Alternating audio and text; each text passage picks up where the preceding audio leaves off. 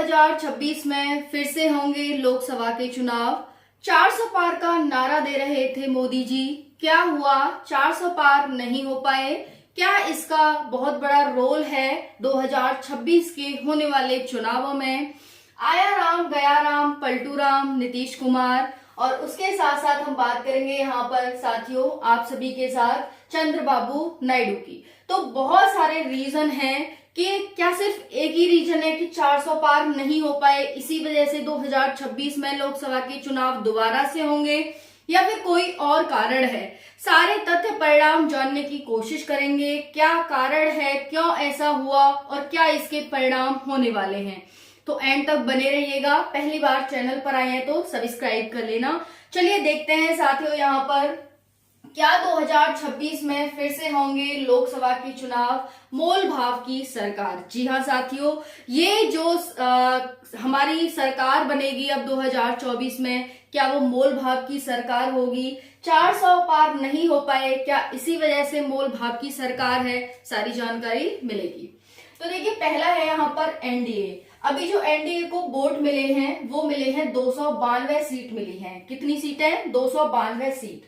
क्योंकि एनडीए में यहाँ पर नीतीश कुमार और चंद्रबाबू नायडू भी हैं, तो हम बीजेपी की बात करें कि बीजेपी को टोटल कितने वोट मिले हैं, कितनी सीट मिली हैं, वोट नहीं सीट, तो 240 सीटें मिली हैं बीजेपी को। और टोटल सीट कितनी मिली है एनडीए को? 292। एनडीए मतलब BJP plus Nitish Kumar plus Chandrababu Naidu. समझ में आ गया? ठीक है। इंडिया जो गठबंधन है, इंडिया अलायंस है, उसमें उसको 233 सीटें मिली हैं। 233 सीटें में से जो कांग्रेस है उसे कितनी सीटें मिली हैं? क्योंकि दो ही बड़ी पार्टी हैं, जो सेंट्रल पार्टी हैं, जो राष्ट्रीय पार्टियां हैं, बीजेपी और कांग्रेस। तो बीजेपी को जहां 240 सीटें मिली हैं, वहीं पर कांग्रेस को 99 सीटों पर ही सिमट करके रह गई है। हम ये भी बात करेंगे कि इस बार बीजेपी को 20% सीटों की घटोतरी हुई है, वहीं पर जो कांग्रेस के वोट शेयर है उसमें 90% की बढ़ोतरी हुई है। ये कांग्रेस के लिए कितना ज्यादा पॉजिटिव है और बीजेपी के लिए कितना ज्यादा नेगेटिव है। ठीक है जी, इतना समझ आ गया कि टोटल क्या है। उसके बाद जो अदर पार्टियां हैं उनको 18 सीटें, जो अदर में आता है उसको 18 सीट मिली हुई है। अगर हम कुल सीट की बात करें लोकसभा में, तो वर्तमान में 543 सीटें हैं। कितनी? 543 सीटें हैं। बहुमत कितना चाहिए? 272 जीतने के लिए चाहिए। तो देखिए 272 जीतने के लिए चाहिए, लेकिन जो एनडीए के पास वर्तमान में वोट शेयर है, वर्तमान में जो सीटें हैं वो 292 हैं। लेकिन फिर से मैं कहूंगी कि ये बीजेपी के पास नहीं है, ये एनडीए के पास है। एनडीए के पास है यहाँ पर बहुमत, बीजेपी के पास बहुमत नहीं है। वो सिर्फ 240 सीटों पर सिमटी हुई है। वहीं पर जो 52 सीटें हैं उनका डोलम डोल है, वो कब इधर आ जाए कब उधर चली जाए कुछ पता नहीं है। लेकिन प्रेजेंट में ये तय हो चुका है कि बीजेपी यानी नरेंद्र मोदी जी ही अगले प्रधानमंत्री, जो कि तीसरी बार बनेंगे, वो बन रहे हैं। समझ में आ गया? चलिए, तो कुल सीटें 543, बहुमत के लिए 272, बीजेपी के पास 240, लेकिन एनडीए के पास, जिसमें नीतीश कुमार और चंद्रबाबू नायडू ऐड हैं, उनको मिलाकर के 292 हैं। तो यानी कि कहीं ना कहीं बहुमत से 20 सीटें अभी भी एनडीए के पास ज्यादा हैं। तो प्रधानमंत्री एनडीए का ही बनने वाला है। समझ में आ गया? चलिए देखो, पलटू राम, अभी ये बहुत ज्यादा टैग वायरल हो रहा है, पलटू राम नीतीश कुमार। जैसे कि हरियाणा में आया राम गया राम हुआ था, जहां फायदा दिखा वो वहीं चला जाता था। तो सेम नीतीश कुमार का भी ऐसा ही हाल है, जहां उन्हें फायदा दिखता है वो उधर ही चले जाते हैं।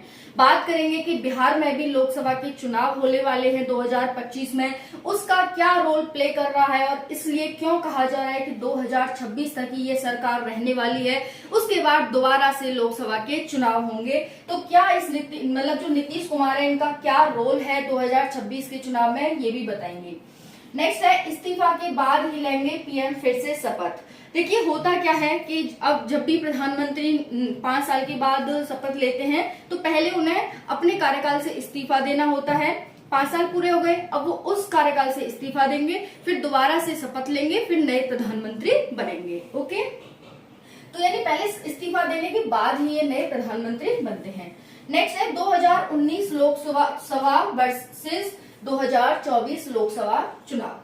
तो देखिए 2019 में जो एनडीए का शेयर है 2019 से 2024 में 20% घटा है, गिरावट आई है कि भाई उसे 20% सीट कम मिली है।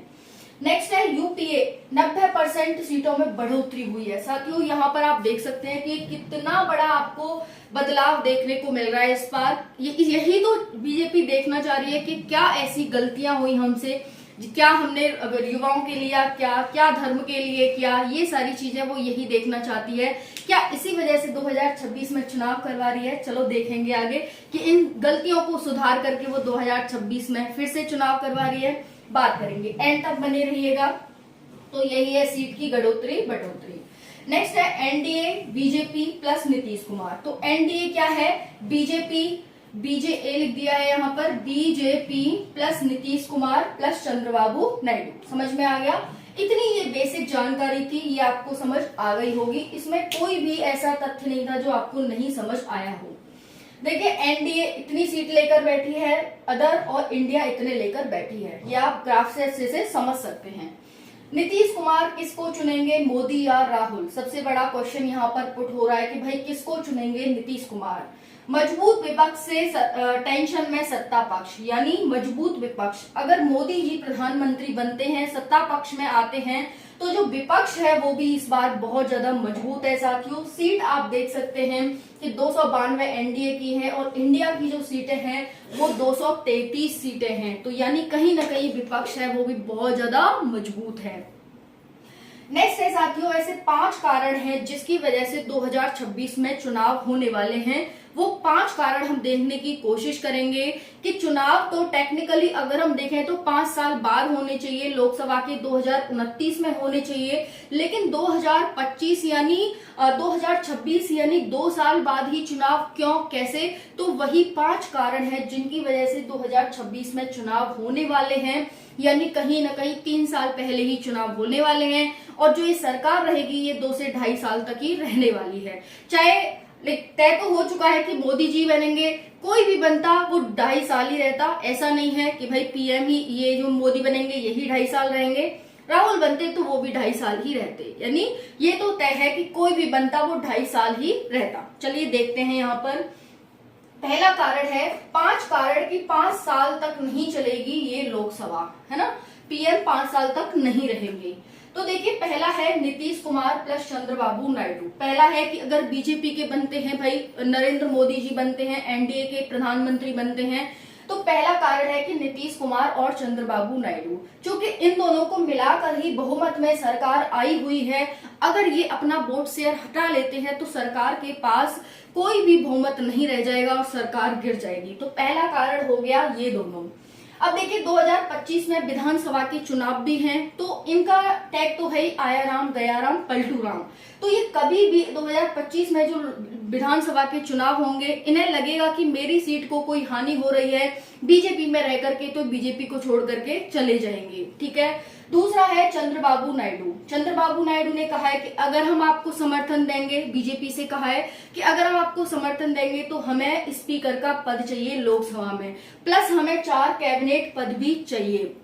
और कैबिनेट पद कौन कौन से चाहिए? शिक्षा विभाग हमें चाहिए, स्वास्थ्य विभाग हमें चाहिए, ठीक है, और शिक्षा विभाग, स्वास्थ्य विभाग, उसके साथ साथ यहाँ पर वित्त विभाग हमें चाहिए, प्लस स्पीकर का पद हमें चाहिए। तो ऐसा इनको कहा गया है। अब ऐसा तो मोदी जी ने अपने जो बहुत ही विश्वसनीय लोग हैं उनको दे रखा है, तो ऐसा क्या मोदी जी करेंगे? एक बड़ी बात है यहाँ पर, है ना। तो ये हो गया। तो 2 कारण, प्लस यहाँ पर आंध्र प्रदेश को स्पेशल स्टेटस का दर्जा भी दिलाना चाहते हैं चंद्रबाबू नायडू, कि भाई आंध्र प्रदेश को स्पेशल स्टेटस का दर्जा दिया जाए।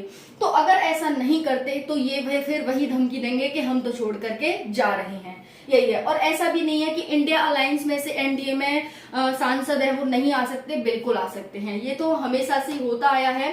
तो यहाँ पर एनडीए की तरफ इंडिया गठबंधन में से भी आ सकते हैं सांसद। 2 कारण हो गए। तो जो 52 सीटें हैं नीतीश कुमार और चंद्रबाबू की नायडू की, वो क्या है? डोलम डोल है। ठीक है, वो डोल मटोल है, कुछ नहीं पता कब इनके साथ है, कब किसी और के साथ चली जाए। तो पहला कारण तो ये हो गया कि ये सरकार 2000 पूरा 5 साल का कार्यकाल नहीं कर पाएगी। दूसरा है वन नेशन वन इलेक्शन। जी हाँ साथियों, अभी जो राजनाथ सिंह हैं, चुनाव के टाइम पर ही इन्होंने अपने बयान में कहा था कि हम वन नेशन वन इलेक्शन कराएंगे, एक साथ पूरे भारत में इलेक्शन हो, ऐसी रणनीति हम अपनाएंगे।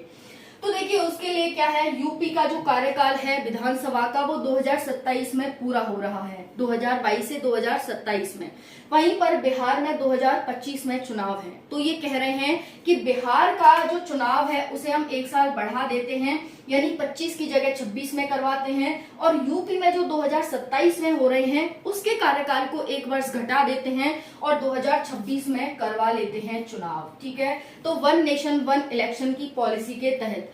वहीं पर दूसरी तरफ साथियों जो कांग्रेस है उसे पसंद बिल्कुल भी नहीं है वन नेशन वन इलेक्शन। ठीक है, तो जब इसको पसंद नहीं है तो यहाँ पर भी सांसदों की आवाजाही चलती रहेगी। तो दूसरा बड़ा कारण हो गया वन नेशन वन इलेक्शन। ठीक है जी, और यहीं पर अगर नीतीश कुमार को लगेगा कि हमारी पार्टी को कोई खतरा है, मुझे कोई खतरा है, मेरी सीट को खतरा है, मुझे पार्टी में नहीं रख रहे हैं या इस वजह से बीजेपी की वजह से, तो बीजेपी को छोड़कर जा सकते हैं यहाँ से। और यूपी जैसा राज्य जिसमें इस बार बीजेपी को बहुत बड़ी हार देखने को मिली है, तो साथियों यहाँ पर बीजेपी अपना कोई ना कोई तरकीब तो अपनाएगी जिससे कि इतने बड़े राज्य, इतनी ज्यादा सीटें, 80 सीटें हैं साथियों, उन्हें हाथ से जाने नहीं दे सकती। तो वो कोई ना कोई तरकीब तो यूपी में अपनाएगी जिसकी वजह से जो युवा उसे रूठे हुए हैं और भी बहुत सारे जो कारण हुए हैं जिनकी वजह से उसे सीट नहीं मिल पाई यहाँ पर, उन सबको देखने की कोशिश करेगी और उन्हें सुधारने की कोशिश करेगी, क्योंकि यूपी एक बहुत बड़ा राज्य है सीटों को लेकर, सारी चीजों को लेकर। नेक्स्ट है तीसरा कारण परिसीमन आयोग। जी हाँ साथियों, 1991 में परिसीमन हुआ था जब जो हमारी जनसंख्या थी वो 50 से 55 करोड़ थी, लेकिन आज हमारी 2024 में जो जनसंख्या है वो 3 से 4 गुना 1991 के कंपेयर बढ़ चुकी है, 3 से 4 गुना जनसंख्या। तो साथियों उस टाइम पर क्या था कि जब हमारी जनसंख्या 50 से 55 करोड़ थी तो 10 लाख लोगों पर एक सांसद था, लेकिन अब 3 से 4 गुना जब जनसंख्या बढ़ गई है तो क्या एक ही सांसद रहेगा इतनी ज्यादा जनसंख्या पर? नहीं। तो इसीलिए क्या किया जाएगा, परिसीमन यानी डिलिमिटेशन आयोग का गठन किया जाएगा, फिर से सीटों का दोबारा से बंटवारा किया जाएगा और जो 543 सीटें अभी प्रेजेंट हैं उन्हें बढ़ा करके 753 सीट किया जाएगा, यानी 200 सीटों की यहाँ पर बढ़ोतरी की जाएगी। ठीक है जी, तो यहाँ पर आप सीधा सीधा ये चीज देख सकते हैं कि यहाँ पर सीटों की बढ़ोतरी होने वाली है। समझ में आ गया? ठीक है जी, तो यहाँ पर ये हो गया। फिर है 3 से 4 गुना जनसंख्या, 543 सीटें 2026 तक ही वैलिड हैं, 543 लोकसभा की सीटें। फिर इनको 543 के बाद 753 कर दिया जाएगा, तो सांसद बढ़ाए जाएंगे कहीं ना कहीं, यानी फिर से सीटों का रीअरेंजमेंट होगा हर राज्य में और फिर से इसीलिए दोबारा से चुनाव करवाना बहुत जरूरी हो जाएगा। समझ में आ गया? तो ये है साथियों। नेक्स्ट है न्यू सेंसस। आप जानते हैं 2001 में सेंसस हुआ था, 2011 में हुआ था, टेक्निकली 2021 में सेंसस होना था यानी जनगणना होनी थी, लेकिन वो नहीं हो पाई कोरोना की वजह से।